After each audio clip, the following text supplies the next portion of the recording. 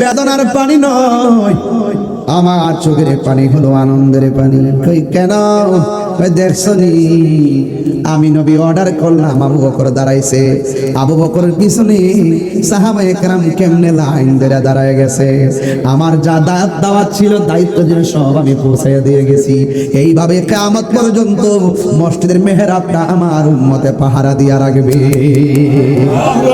দেখবেন মসজিদের মুসল্লি না ইমাম আছে, কথা বলেন, ইমাম আসেনি?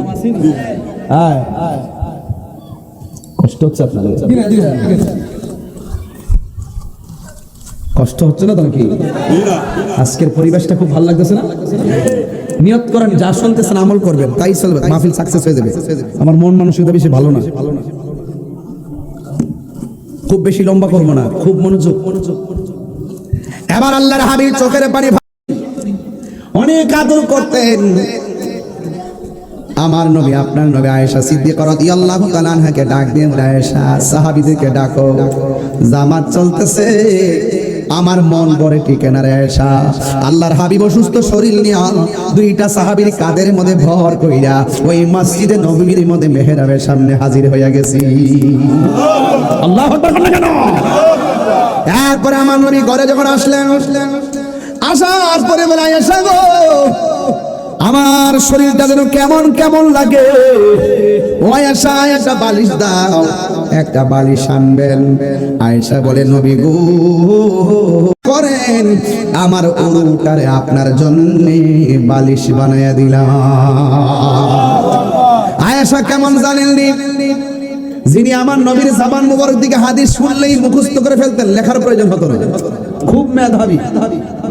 যিনি মুফসিরিন রিওয়ায়াতকারী 7 জনের মধ্যে একজন, যিনি 2210টি হাদিস বর্ণনা করেছেন, আর সর্বোচ্চ হাদিস রিওয়ায়াত করেছেন আবু হুরায়রা 5374টি।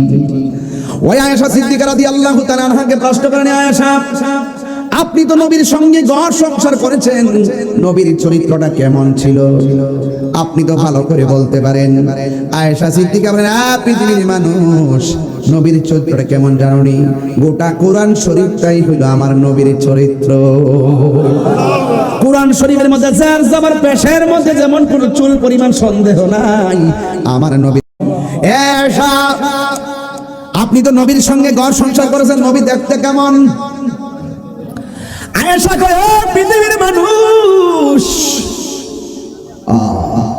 আমি রাতের বেলায় নবীর চেহারা মুবারকের দিকে তাকাইতাম, চাঁদের দিকে তাকাইতাম, আমার নবীর চেহারা যখন নূর বেশে উঠতো, আকাশের চাঁদের আলো হার মেনে যেত।